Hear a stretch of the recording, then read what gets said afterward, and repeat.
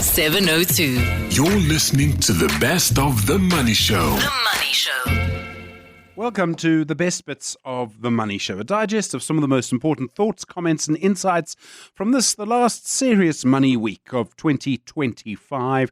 If you have more you want to know, if there are things that you think you need to listen to again, if perhaps there is someone that you know who maybe does need to listen to this Christmas, a good gift for them, of course, there's a free link to our podcast. You can go to our website or your podcast app and search for The Money Show. To start, some of the news stories that we thought were important from this important final serious money week in December. First, our annual inflation unexpectedly softening in November, edging much closer to the Reserve Bank's new target of 3%, boosting hopes for an interest rate cut next month, coming in at just 3.5%. Meat prices, I'm afraid, still quite high, but plenty of other elements bringing down that final inflation rate.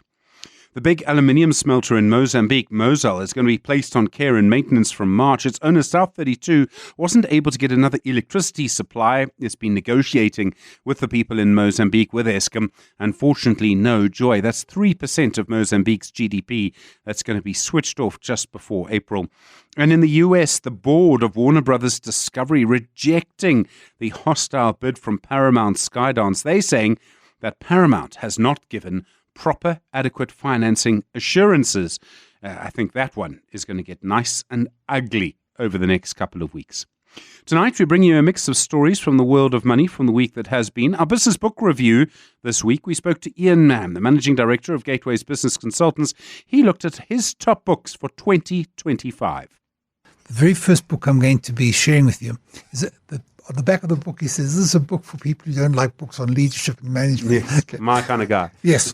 Anyway, it's called Slaying the Standard. And what's most interesting about this book is that he's the author. I don't know him personally. He's a South African. He's built a thing called the Alpha Group, and apparently it's done extraordinarily well. And they're involved in things like insurance, fitness, and hospitality and other things.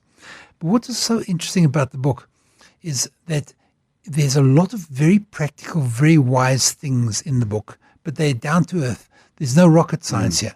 The point is that it's the simple things that we should know that we don't know, or the things that we overlook. And as you're so busy with trying to maintain your business that you just don't get things done. Before we do that, I just want to point out one thing because I think this is relevant. In South Africa, the ratio of SMMEs to large businesses is 91 to 9. So we are, most South Africans are involved in SMMEs. These are ones, by the way, these are the registered ones. Yeah. And very few are in the very big ones. What we don't do enough talking about when we talk about leadership or management, managing businesses, is to worry about how does the smaller business run itself. And I think that what I liked most about this book was that he's looking primarily at, I thought he was aiming primarily at the small, medium, and micro enterprise, and he's got a lot of very, very good information, a lot of good ideas that are worth talking about. So one of the things I find interesting about so many leadership books is, you'll see that habits of people or whatever, and they'll say, get up early, or I like to take time to think before 6 a.m. I mean, no one's going to do that. So I'm interested by the point you make that this is all very doable. Very doable. Very doable. And I think that one of the things he starts off by saying is, he says, perfection isn't what you're looking for. You're not looking for flawless. It's you're going to have to accept that thing doesn't exist. What's far more important than perfection, we are going to be perfect, is we're going to progress. Now, this is not a new idea. Way back in 2011, if my memory serves me correctly, Teresa Annabelle from Harvard wrote a book called The Progress Principle. And what she did was she proved that the biggest motivator of human beings, because we have to motivate people to make progress, is not what we always thought it was. It's not that you're having fun at work. It's not that you have friends at work. It's not even that you're well paid. It's not that your boss is nice to you. None of those things count. In fact, all of those things together don't count as much as the one thing she says makes the biggest difference. And that is, I feel I'm making progress. She says this feeling of efficacy, that I'm actually getting better at something or other. So somebody can say, what was the best thing that happened to you today? It wasn't that you got a raise. I went to my boss. I said to him, I've got a project I want to do. And he said, go ahead. He said, go ahead. And that sort of feeling that my life is getting better, I'm making progress, is really, really important. I think that one of the things he stresses here is it's not perfection. We're not looking for flawless perfection. All we're looking for is making progress, so you're just getting a little better all the time. I think that's a profound thought. And we've got to get away from the perfectionism stuff because it's nonsense. It doesn't work. So I thought that was a very, very useful point. He also makes another useful point. And most of these points, by the way, are not points that no one has ever mentioned before, which is quite nice. The next one he talks about is having exceptional staff. And he said he wanted exceptional staff at one time and realized what a bad idea that was. Well, there's a lot of books, a number of books I've read about teams made up of really first-rate players, particularly football for some reason or other. We have a group of superstars. They don't do particularly well. You're better off having people who are not superstars who play together. And the type of things that you want to do, you want to get people who are able to get on with other people better. You want to be sure that you don't. When you get mad at somebody, I haven't checked this out, but he says your IQ drops 70%. Yeah, I'm sure. But I don't know whether 70 is right or 40 is right, but your IQ drops definitely when you start getting mad at people. And he says that what we want to do with our staff is we want to be sure that we stop gossiping, we stop spreading rumors about colleagues, and we just accept that we have to get on with each other. That's it. We don't have to be friends, but we certainly have to get on with each other, and gossiping and telling and spreading rumors about people doesn't help anyone. All obvious stuff, but stuff we don't place much attention on. And then he talks about talk straight, and I'll talk to more about one of the other books which talks about talking straight. He says no sugarcoating.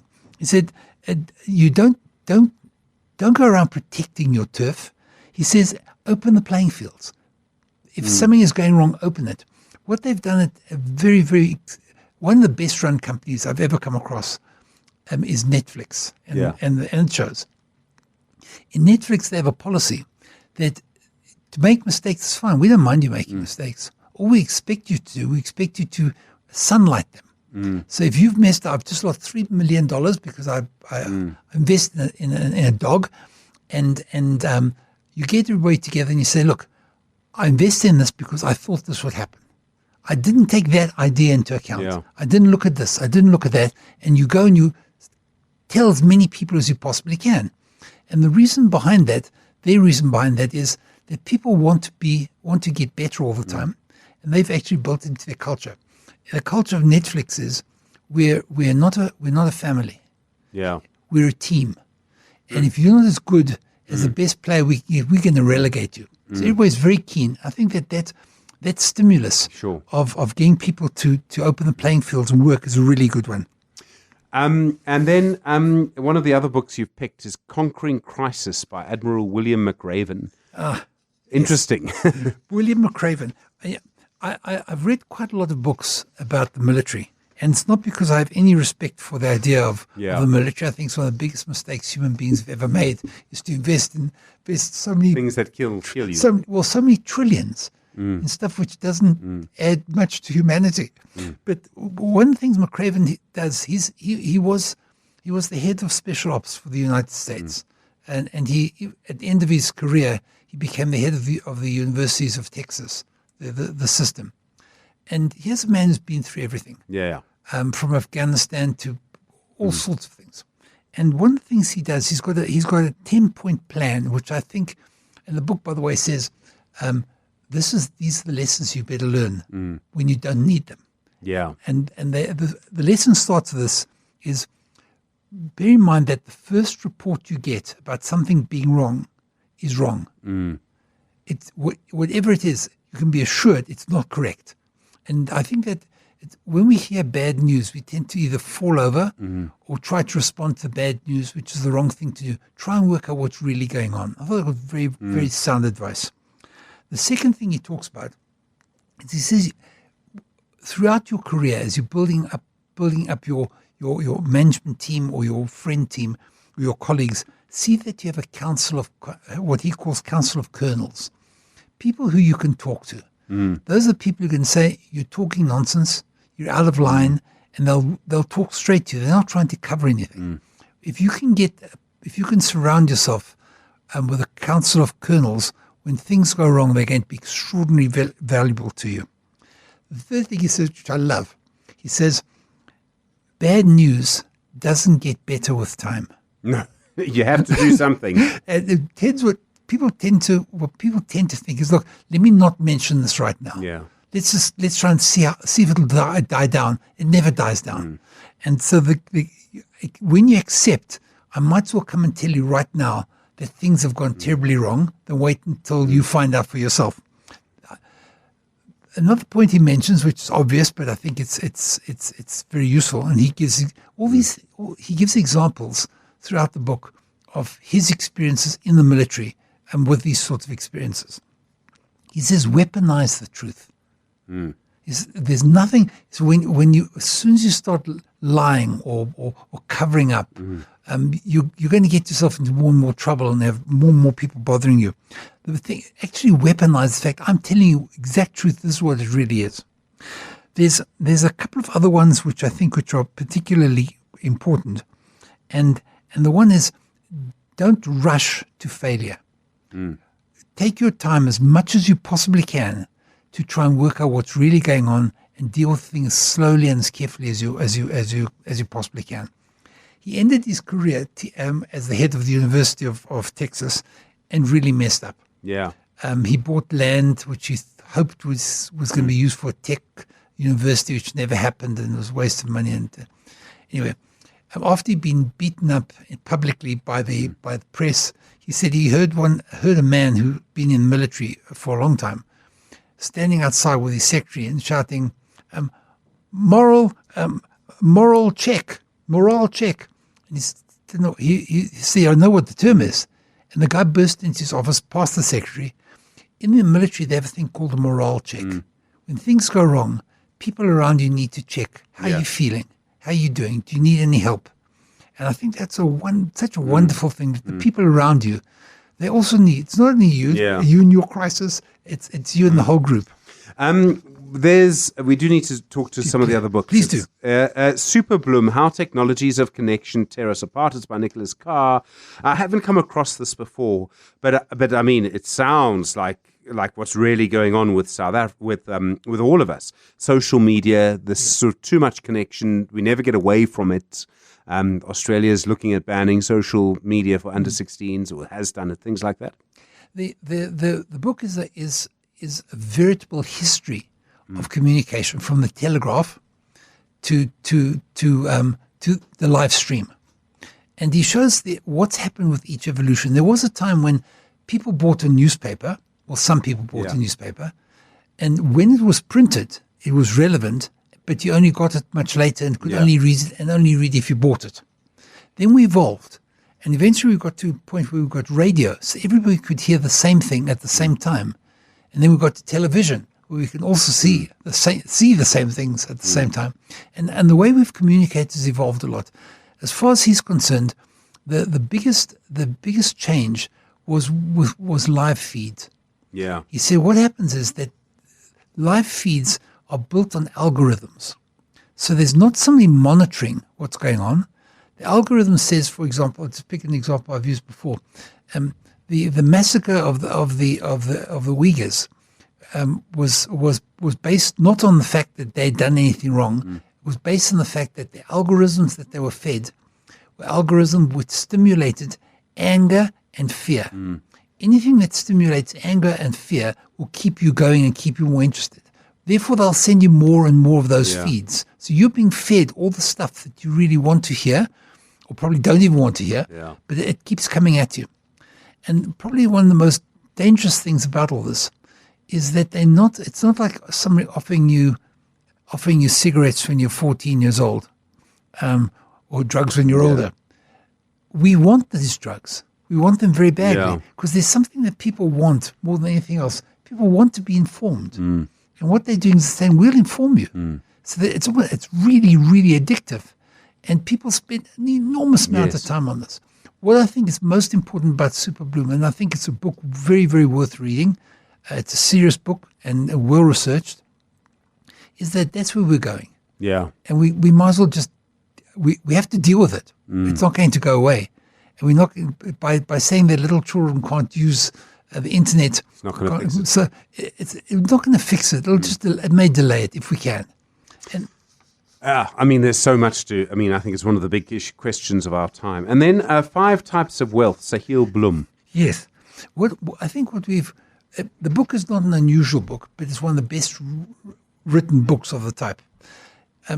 Sunil he was a son of what Americans call not a wealthy man. His father was a university professor, and so he didn't grow up in a home with great wealth, and he always wanted to be very, very rich. And the way to do that, he found out, was to go to university, do a degree in finance, join a finance company, and in a couple of years he'll be a millionaire, and he was. And he said what amazed him was that he wasn't happy. And he realized that he started doing surveys of people from ex-murderers to barbers to individuals, and asked them what makes people happy. And he came up with a set of ideas about what makes people happy. And the idea is to try and get your life to take care of these different elements. Yeah. But he hasn't got he doesn't make the mistake of talking about work-life balance. Balance is an engineering term. It's got nothing to do with my life. When I'm young and beginning a career, I have to spend much, much more time in the office than I have to do later on. But what he does do is he focuses on the things that really will make a difference. And that's time, your social life, your material wealth, your physical well-being, and your material conditions, and of course your financial situations. And he talks about calibrating all those things. And there's one image that I liked very, very much in his book. He talked about his father, who was a university professor, and he was flying across the country with his father. He says right throughout the 11-hour trip, whatever it was, his father was reading and making notes. And he said, "Dad, you haven't even watched a single movie." He says, "I work like this so I can take you on holidays with me when I go." Yeah. And I think we need to understand that. And he also has another compelling image. He says, who's going to be in the front row at your funeral? And he says, you've got to see that you spend the right quality time with the people who are likely to be in the front row. And then scares parents, scared me too, that when with your children, you've got about 13 years of children, then you don't have them anymore. And for the first 13 years of your life, you're probably the most important, largest and strongest man in the block. But by the time they get to 13, you don't count, and all you are is a hotelier and a chauffeur. And I think getting all these things into context, I felt was a very, very nice idea. And it's a good thing to read every now and then. Ian Mann there, the Managing Director of Gateways Business Consultants, looking at his top business books for 2025. If you consider where we are, the number of transitions we're in the middle of, I think it's quite an interesting time to write a book, actually. 702. The best of the Money Show from this week. On How I Make My Money this week, the chef Peter Tempelhoff spoke about his career, how he became the first South African chef to receive the 3 Knives Award at the Best Chefs Award, and the inspiration behind his fine dining experiences. That's FYN. He does something with food that very few other people are able to do. Here's the chef, Peter Tempelhoff. Hey, Stephen, thanks. Great to be here. Nice to chat to you about this. I have to start with a factual question. Is it true that you started out by studying economics? Yeah, I did a lot of things. I wasn't an economist, but I studied economics at university. It wasn't my thing. And then I went into all sorts of different careers in tree felling and carpentry and home building and selling things and you name it, until I found my thing when I was ripe old age of 27. Where were you when all this was happening? You're from Cape Town? No. So I was born in the States. I moved here when I was 1. I lived in Joburg for a bit, and then I moved down to Durban, where I went to high school and university. And so some of it happened in Durban. Then I went across to the States, and I worked in Texas for a bit. And then I came home, and in 1996, I decided to start cooking in the Cape. So I've been here kind of ever since. So this is my home. This is where I've been longest. No, sure. Why cooking? I mean, was there something that dragged you to it? Was there you met someone's mate who did something and you thought, wow, did something else happen? No, I think I've always had an inkling for it. My mom, rest her soul, she was not the greatest of cooks. I used to spend a lot of my time fixing her dinners up and throwing a handful of olives and this and a pinch of herbs and that and some chopped up ham and another thing. And I didn't realize until I was later in my career when I was kind of just doing nothing that really inspired me, that my mom's best friend actually said, listen, why don't you cook? I can see how much you love it. And that was it. And I haven't looked back since. So from quite a young age, I mean, how old were you when you first started messing with your mom's cooking? How old were you when you first sort of found it interesting and were adding your own things to it? I remember as far as I can remember, actually.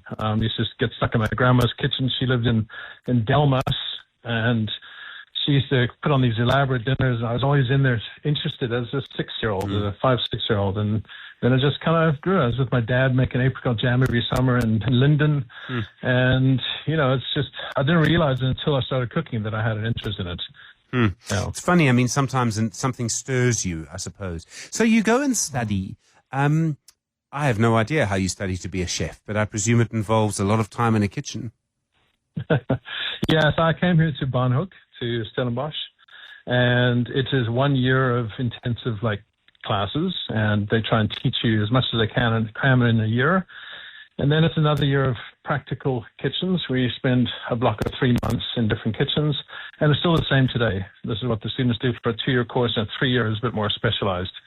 But yeah, it was an inspiring time for me, and because I was a bit older, I was 26 or 27. I took in a lot more quicker because I knew this is my last chance. I think a lot of chefs realize that. They try a lot of things and they kind of end up cooking, and it's something that you can actually do well from. I only realized that afterwards. So when you were learning, I still have people in the back of my mind sometimes when I'm making a journalistic conversation. I think, what would this person say? What would they do?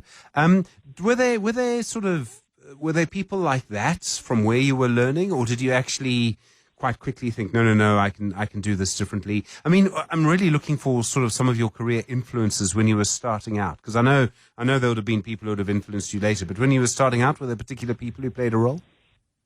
Yeah, like I said, my mom's best friend was the one that kind of lit that spark, and she was from Denmark, and she used to cook these elaborate lunches and dinners at her place, and because my mom and her were such good friends, I used to go there quite often. So she's passed away since then, but she was definitely an inspiration. And then, in training, and my first year I went to go eat, my first year of training, I went to go eat at the Grand Roche Hotel where a French chef named Raymond Blanc, he was here cooking, he was doing a cooking show, and he was actually cooking a meal there that night. I managed to get a seat for it, and right then the penny kind of dropped, and I realized after tasting his food and just looking how creative it was, that this is the right move for me, and I was happy that I made that choice. And yeah, since then, guys like Mark Pierre-White has been inspirational. He's the godfather of modern English cuisine, and I actually worked for him my first job in London, which is also amazing. And then it's just building upon your career, good places. The next place you go to must always be better. That's the stance I took, and I never wanted to go backwards. Never wanted to settle. I even took a job. I left Mark Pierre-White's restaurant as a sous chef, and I said I wasn't ready. I took 2 steps back as a chef de partie, just so I could learn more. And I actually worked for free for 3 months in London. They all thought I won the lottery. Yeah, I'm sure. So just tell me how that works. When you're climbing, sort of the ladder, I don't know if that's the right phrase, but how do you get a gig at Mark Pierre-White in the first place? Did someone from Stellenbosch have to write a letter of recommendation? Did you have to hang around and wait for the great man himself to come out and say, look, I'm really good, No, at that stage he was opening a lot of restaurants, and I happened to be working in my sister's bar in the Crouch End in London, just doing some odd bar snacks, and I was working illegally. She was paying me by cash, and I knew I wanted to work in a kitchen. I just didn't know how, and the bartender there was good friends with the head chef at the restaurant, and he said, okay, come and do a trial. And I did a trial, and I just loved it from the day one. And he said, listen, don't worry about the visa. We'll make a plan for you. And back then, the restaurants could apply for visas for you. And so they applied for the visa, and then they stopped paying me cash, paid me legally for a while. So, Yeah, that's how I started. And then from there, I went to go work in another Michelin star restaurant, and then, which was an English one, which was a great one. And then from there, I went to work for Locatelli. It was also an Italian one-star restaurant. So I never wanted to go below 1 star wherever I worked. And it paid dividends, you know. I can not recommend highly enough that the youngsters of today just do that. Don't look for the paycheck. Not at that stage. Yeah. When you're in a kitchen like that, how important does the personality of the sort of head chef matter? Are they very different from kitchen to kitchen because of that? Or are they actually quite similar because there's a way to do these things? Well, they are and they aren't. They all have their own personality, but it was always very regimental. Everything is done very militarily. So there's this hierarchy, and you've just got to earn your stripes and get yourself up that ladder. And the young ones, when they come into the kitchen, they're always abused, just like any youngster that comes into the military. They take abuse. They want to see how hard they are and how they can mold these new young chefs. And it's still like that today. Maybe not as angrily, because back then in the 90s, there used to be a lot of words thrown around, a lot of abuse, but things have kind of become a little bit easier to work in those conditions nowadays. I mean, you know, we've all seen the sort of documentaries and the reality TV and the this and the that, but swearing did seem to be a part of it. And I wondered if there was something about cooking that maybe led to more swearing. It's hard. You're working in a difficult environment. Mistakes cost money. The ingredients matter. I mean, is there something to that? Definitely. When you get tired, you get emotional. And when you get emotional, the pressure's on and you're getting pressurized from above. Yeah, it happens. It's just a natural thing that we do. And unfortunately, it's hard to hold back sometimes, especially when you're tired. You're doing, you know, it's your third or fourth double in a row, and you're doing the hours, and it's a 95-hour week, and you know, everybody's shouting at you. You're gonna crack. It's not an easy industry, not at all. It's like one of the toughest industries to manage in, and you just got to be strong-willed, and you got to have determination that you're gonna push through, and this guy's not gonna get the better of you no matter what, because it's easy just to retaliate and lose your job and try to find another job, and you know, that's not the right way to do it. It's just bite your tongue and push through. You know, you cut your finger, just wrap it up and carry on. In a blue plastic. You got to earn their respect. That's the most important thing. Yeah. Get stuff done. When you are working like that, and when you're leading a kitchen, Peter, and it's a long shift and there's lots of difficulty, how do you feel at the end of the day? Obviously tired. I mean, I would expect that. But is it still rewarding? Do you think, sure, I got that, I nailed that, or that worked out, or the kitchen did well here today? Stephen, the feeling is absolutely addictive. It's this blood rushes through you. You feel you've accomplished something so great, and because you realize how tough it is when you actually. The first day I did my solid service on my own in a really high pressure kitchen, I just felt like you almost feel like you're elated, and it's addictive, and people go back for that. And you get this rush from the service, which you don't get from anything else except sports, I'd imagine. You get the same kind of rush. But yeah, no, it's very addictive. It's to get to that level, it's very extremely satisfying. So I think that's what people just keep going back, keep getting up every morning for. When you're leading a kitchen like that, how important is it to have the people around you, so the people you're working with, your staff, who you can trust with the food? I mean, you obviously need to know that they're up for it, that they're at the right standard. And I've always thought, you know, particularly as restaurants, I suppose like yours, but others, really rely on the chef's reputation. The chef's reputation really relies on the restaurant and everybody else too. Yeah. Especially when you've got multiple restaurants like I do, it's so important to completely rely on the guy next to you, the guy underneath him, and then so on. And it's to inspire them is the trick, to keep them wanting to do amazing food for you all the time. That is the secret. I think you have to keep the guys inspired, keep them paid well, keep them fresh as well. We've adopted a 4-3 day week for the guys because it does get tiring. So there's 3 days off and 4 days on, and of those 4 days, they got to work at least 3 doubles. So that's 12 hours and a double, that's 36, and they work another half day somewhere. So they do get the time back. And that's how you got to do it. You just got to keep them motivated around you and comfortable, and keep food on the table plus some. Yeah. Have there been any particular big trends while you've been in the food business, or the culinary business, I should call it? Do you see certain trends coming? I mean, do you see them sort of being big, maybe in Britain in the 90s in London, and not so big anymore?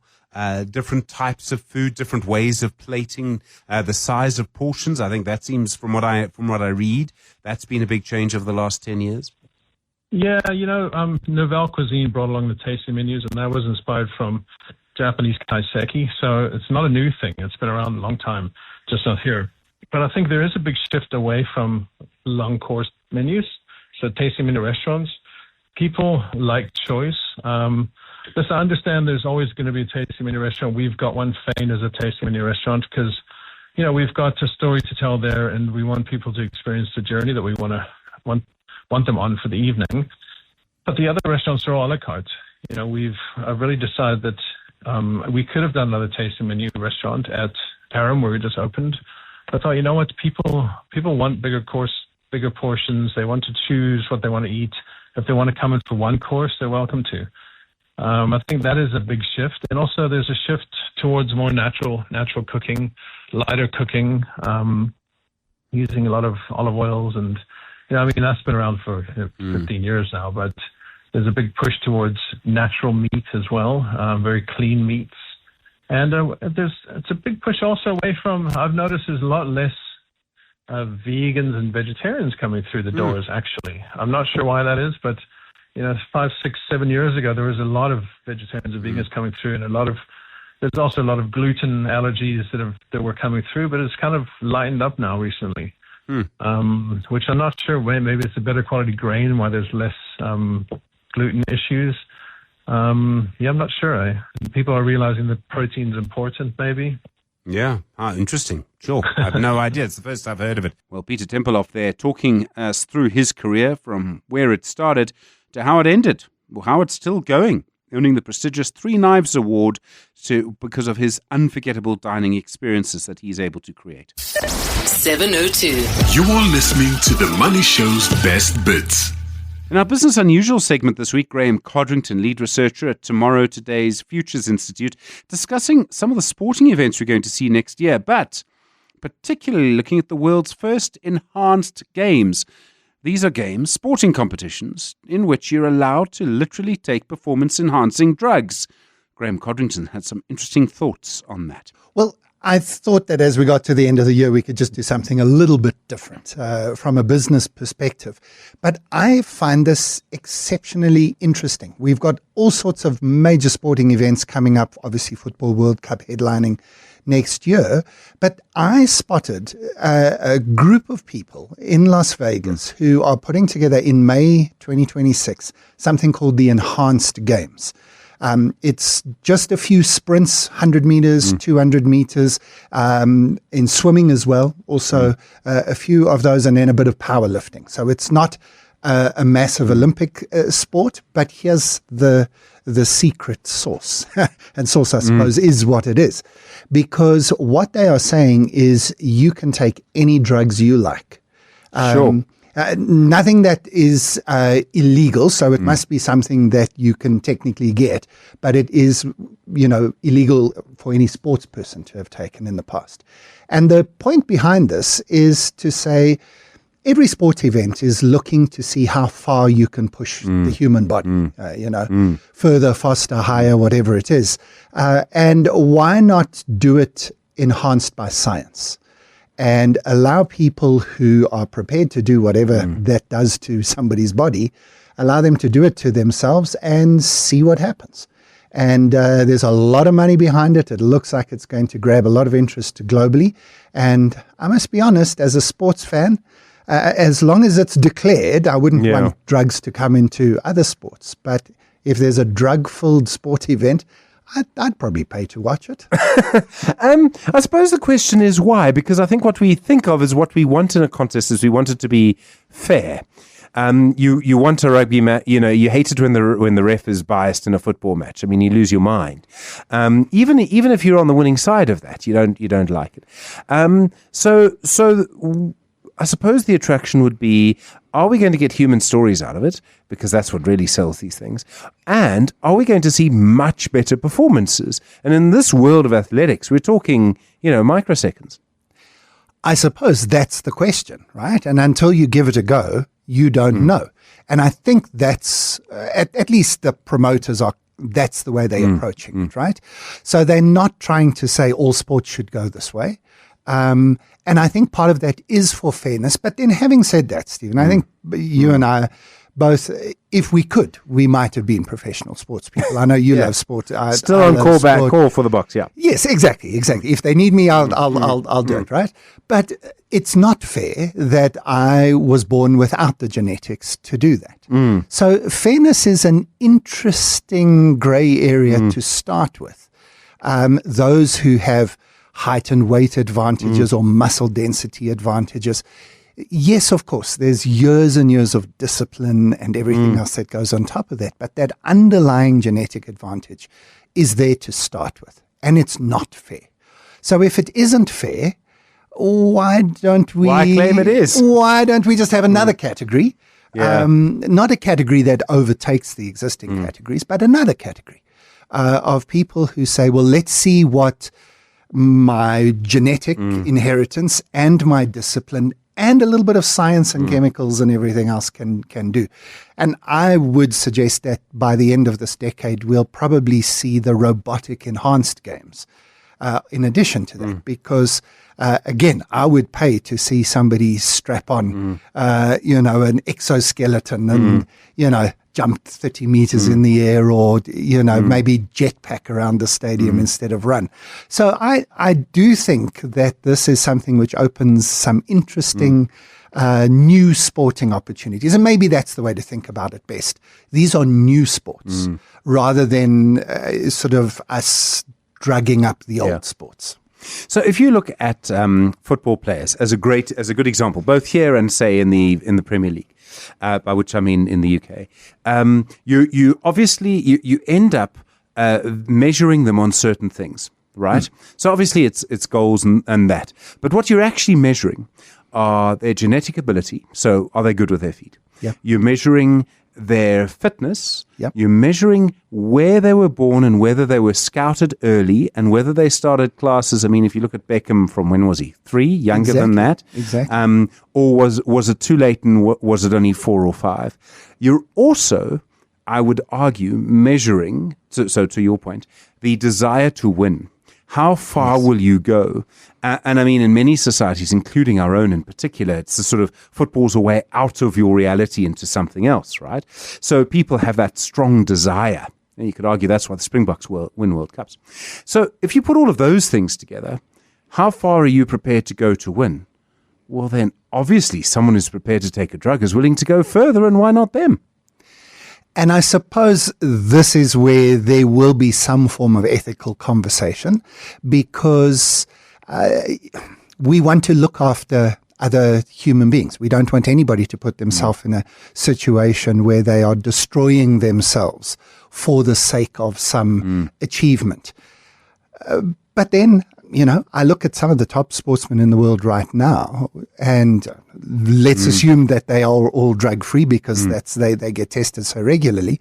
They push themselves beyond what I would think a human being can be pushed. And, in their 40s and 50s, I'm sure they pay the price for it. And, every time I watch one of these rugby games these days with the brutality of modern rugby in particular, I mean, that's got to feel sore when you're 55 years old. Yeah. 20 years after your retirement, you still got to feel every one of those crunching tackles.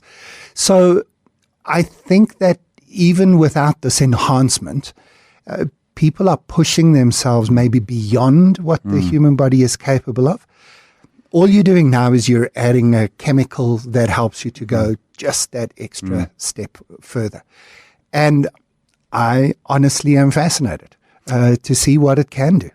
It's also not the first time it's happened. I'm doing all of this from memory. I haven't gone to check it. But if I recall, there were for a very long time, and might still be, a very large number of women's athletics records held by East German and athletes. Russian, yes. Yes, from the 1980s, I'm presuming, that have yet to be broken. Yes. And we all know why. Yes. Because they were given something. They were given, I'm presuming, something similar to testosterone or something like that. Yeah. And so, in a strange way, history is actually repeating itself here. Except that this is fairer because you know it's happening. And it's declared and it's open and it's above board. I suppose in that sense, above board. And for me, as I look ahead to my sporting year in 2026, this isn't going to be the highlight, the enhanced games, but I am going to watch it with a little bit of interest. It's something different. And I'm sure the business case behind it is what's really driving it. There's a lot of money at stake, $25 million in prize money for people who are prepared to put their bodies at risk. But I'm sure we'll see a lot of it on our socials and around the place in the media. It's a huge story, I think. Graeme Codrington there, looking at what's happening with the world of sport and how enhancement is going to be the name of the game at the Enhanced Games next year. The best of the Money Show on 702. 702. On Shapeshifter this week, we profiled Lee Naik, the CEO of TransUnion Africa. A really interesting conversation about growing up in Chatsworth, about where the drive to succeed came from, the lucky access he was able to have to some computers, and what that has meant for him, and how it's all played out in his career as an adult. I actually grew up in Chatsworth in Durban in South Africa. So I actually grew up there, and I only moved to Johannesburg when I got my first job back with Anderson Consulting. What kind of community were you growing up in? I mean, Chatsworth has a particular history in South Africa, and particularly in eThekwini, in Durban. What kind of family were you coming from? What were you thinking of doing as you were growing up? Well, that's a really good and complex question, Stephen. I guess the first thing to say is that I grew up in quite an impoverished community in Chatsworth, like many townships in apartheid South Africa. And I grew up in a time of apartheid. So that's the first point. The second point is that if you grew up in a tough neighborhood where crime, poverty is on an extreme, it typically falls to the mother in your household to keep you on the straight and narrow. So in my house, it was quite a regimen of going to school, doing your studies, and keeping out of mischief. And in the end, you end up becoming a lot academically stronger. And I always remember my mom keeping us on that straight and narrow. And her big view was the only way to break out of your circumstance of being grown up in poverty is to study and hope that you'll get a scholarship to go on to university. She did something quite interesting, Stephen. I grew up in a time of no heroes. So born in 1976, which is an important year in our history, graduating from high school in 94, an important year in our democracy. But when I was growing up, we actually didn't know any heroes. So the only person that was your role model was your mom.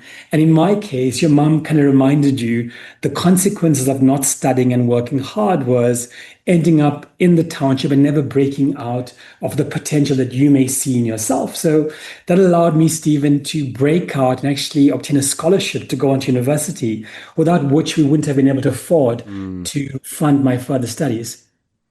I was thinking about that time. There's just a 1 year's age difference between you and I.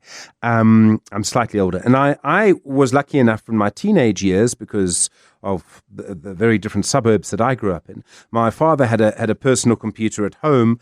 And while I never really thought of going into IT, I was lucky enough to play around with it. I mean, what else are you going to do while he's at work, right? And I was thinking about how difficult it must have been to go from Chatsworth to straight into computer science, when I imagine the opportunities for you to do the same were incredibly limited. Well, it's really interesting, and I'll tell you a story that very few people don't know about me. So when I was in grade 3 or standard 1, as you and I both would know from our childhoods, I had the chance, when computers were first introduced to the teachers of Chatsworth, this is literally in the foremost years of our schooling careers. And I guess I was smarter than a lot of kids in my school, but I remember a very specific day back in standard 1 or grade 3 where a minibus taxi picked up kids from all the schools in Chatsworth and bussed us over to the Chatsworth Teachers Training Center. And Stephen, for the first time in my life, I saw this thing that was called a computer, something you were familiar with, I guess. But it was this, this big monster of a monochrome monitor with black and green. Yes. And more interestingly, they had shown us a teaching tool called a logo robot. I was going to say, surely tell me it was Logo. I remember it so well. Absolutely. So we had a Logo robot on the floor, and this is a person that, we barely had enough to make ends meet. And school was walking to school every day, and all we did was what we did. So for this one day, Stephen, we got to, on a weekend, go off to the Teachers Training Center, and we got to type in, left command, 5 steps forward, and here the Logo robot moved on the floor. And that's interesting because that was a grade 3. The first time I owned an actual computer was in my final year of university. But back then in standard 1, I saw something, and it's interesting because this is such an early stage of my career, but it felt like something different to everything else I knew in my community, where there were no role models that you had access to or saw. And that kind of shaped my focus on listening to my mom, focusing on math, and taking up many opportunities. And then if I fast track that story, when the neighborhood I grew up in, which is called Bayview in Chatsworth, and back then you may remember, we had no suburb names, we actually had numbers. I grew up in Unit 2 Chatsworth. Yeah. And when we first had libraries, at some point, we read so many books a week that I stumbled upon programming language books. And I'd learned to program with a bunch of other kids on pieces of paper. And my mom, being the stalwart she was, she's my parents dropped out of high school to look after their own families. She went off to the high school one year and said to the high school teachers, "You guys have computers, these boys want access to them." And so I had access, to computers in my high school. And then I went on to study computer science. By the time I got onto, I guess, standard 8 or grade 10, when you could choose subjects. So I guess I had that signal amongst the noise. This could be different. And I followed this path, not knowing where it'll take me. And for whatever reason, by backing that pathway, I ended up right now chatting to Stephen Grootes on Shapeshifters. So you study at UKZN, and I was trying to put the numbers together without missing 5 steps, but it seemed that you went from studying to literally quite a big position at Arthur Andersen then, literally managing director for IT strategy and transformation. I mean, no matter how you dice it, you must have been doing that at a very young age. Well, I guess when you spend 19 years in one company, you kind of can't cover the entire thing in your LinkedIn resume. Yeah. But it's actually an interesting story, Stephen. So I mentioned briefly that if I hadn't gotten a scholarship, I wouldn't have gone to university. And it so happened that I'd gotten a telecom scholarship for computer science to go to UKZN at the time. And it's interesting that in my final year of university, I had the chance to do vacation work at Telkom in their Durban offices. And as you well know, head office is Pretoria. So you didn't get much chance to experiment and see what potential there was. And after having done all this work to break out of my circumstances in Chatsworth, it didn't feel like being a developer was the way forward. And it's interesting that when the companies do their university roadshows, as you'd remember in our final years of uni, you get to see what these guys have to offer. And very similar to Harry Kellen, that actually was with Arthur Andersen in your show a couple of weeks ago, I joined the sister company called Andersen Consulting, which is the opposite of the tax and accounting business in that 1998 timeframe. So, and I started my career not in strategy. I actually started my career in deep technology. When I started, we're still the earliest part of our democracy. And as a technology guy, I got to work on the coolest things ever, Stephen. So my first project, for example, was to help build the IEC that delivered the 1999 elections. 1994 was kind of put together quite rapidly to deliver the elections. But in 1999, we created e-democracy. I went from there to work for Dr. Padilla Hotler as a youngster, 22, 23 years of age, under many senior people. but I got to work on Census 2001. So in many regards, as a youngster, I got to see democracy come to life in a world where technology was enabling us to see our potential at its earliest phases. And then, as you called out on my LinkedIn, I got to then move from being in deep technology to seeing the value of technology in solving business and governmental problems. And I was asked to head up IT strategy probably around 8 years into my career. Very, very young still. I was one of the youngest partners at 31 to make partner at Accenture. As you talk, I'm sort of remembering my own memories of that time. And there were several big transitions. There was the transition from the end of democracy, the end of apartheid to democracy, the transition, and then the beginnings of transformation. But there were also very important technological changes. So cell phones had come in. The use of IT was exploding. Suddenly everybody was getting into it. Cell phones then were probably what we think of AI now, something that's going to change everything. The late 90s were also quite an optimistic time leading up to the sort of dot-com boom. It must have been the most amazing time to be a young person in that field. The opportunities would have been huge. The people older than you didn't understand it. I'm guessing here. And suddenly there must have been opportunity. Well, listen, there was ridiculous amounts of opportunity. Back in 1998, when we had gotten this deal to help government build the elections, it was a time when the likes of Bill Gates had sponsored the software to build the elections. Other big tech firms wanted to help us realize our democracy. And it was fascinating. People always think that technology needs like fast lines to run on. You'd be surprised that to deliver the 1999 elections, we actually ran on a 1K speed, not a 1 gigabyte line, 1K speed using a VSAT satellite technology. Because in 1999, we didn't connect South Africa. Even today, we're not connected. We have such room for growth in terms of coverage of technology. But back in 1998 and 1999, the one thing we did have was a low orbit VSAT technology covering the country. And we actually used that to build the first elections or the second elections, but the first technology enabled one in 1999. So in terms of pulling that off, it was so fascinating that we had countries come visit the election center. We had universities come and see things that had never, ever been done in our country. So you're right. As a youngster, literally at 21 and 22, you start to see things that had never, ever been done in this country before. And you got to showcase that to other people that had only read the theory of what was possible. So absolutely fascinating time to be alive and to be an active part of our early democracy.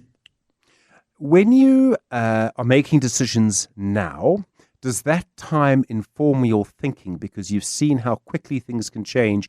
The thing about that time was that because so much was changing, you could actually institute a new system. A young person could come along and say, you can do it better, and you would be allowed to. Now, we don't have that moment. Now we have systems in place, and so to change things is much harder. So does that time still inform how you make decisions now when you're running a company? I think it does, Stephen. One of the things that I think most leaders try to focus on is how to align the entire business on a bigger purpose. We always talk about the bigger purpose, and I talk about solving problems that matter. And when I close my eyes as a CEO, I don't think of the revenue and the margin. I think of a better life for all our people. I think about growing up in an RDP house in Chatswood and sleeping on the floor. So I have that context that keeps me firm on, regardless of your tribulation or the challenge you're going through, how do we see beyond the challenge? So the first thing is do you personally believe in what you're doing? And if you can, then actually very few challenges would come your way. And as a newcomer to this TransUnion business, and it's interesting the way you introduced our business, we've been around for 124 years. And when I arrived 9 years ago, well, they were there already before I got there. So Lee Naik wasn't going to come in and give them a miraculous cure to all their ailments. I had to find a way to get people to buy into that journey. I had to find a way to appreciate that, unlike in the world of consulting and big tech change, you can't change everything. So starting to realize what cards you've been dealt and working with those cards, whether they're physically technological pieces of the people that work in the organization, CEOs create recipes for success using what you have at your disposal, because big, bold change isn't something you can afford to do from a cost perspective, or may have the time to do given times to horizons. Lee, when I look to the world ahead, and we've been talking a lot about IT and that technology, I see a lot of future. I think AI has a lot of future. There are a lot of threats as well. And I don't want to go into specifics on this, but one of the things I see is just so many sort of bad actors. Hackers is one example. I sometimes think if I were running a company like yours, I would go to bed one night, probably on a Friday night, so excited about the sort of possibility of what can happen in the next 5 years. And I'd go to bed on another night, maybe a Sunday night, actually quite worried about things, because there is so much to sort of guard against at the moment, it feels. I mean, maybe I'm just getting old and pessimistic. Well, I can confirm that you and I are both getting old, Stephen, so that is true. I think the role of a leader in a very digital-centric world is to have this control tower, bird's eye view of all the pieces that are in front of us. With the many challenges that Africa has, there's also equally opportunity. But equally so, there are challenges that create these risks, whether it is cyber, whether it is fraud, whether it's the lack of trust, which is a bigger issue than both cyber and fraud in Africa, where we just don't trust each other as humans, forget AI for that matter. And I think it's about being able to balance this. And as I mentioned earlier before the break, your ability to connect with a bigger purpose. In my case, I think about the problems that guide me to see all these pieces with calm and in compartments, because otherwise you'll just be too stressed out. Something like financial inclusion, or what I called solving a problem that matters. These are the things that help CEOs guide all through all these challenges, because if it wasn't something bigger, you'd be overwhelmed by the challenges of the moment that we have to deal with. Lee Naik there, the CEO of TransUnion Africa, reflecting on a really interesting career and his vision for driving digital transformation across Africa. 702. The best of the Money Show from this week. You've been listening to the best bits of The Money Show, a digest of just some of the most important insights on the show this week. I'll be away for a little while. There will be important conversations in this space about money and many other things. I will see you next year, so please do look after yourself and please stay listening. Cheers.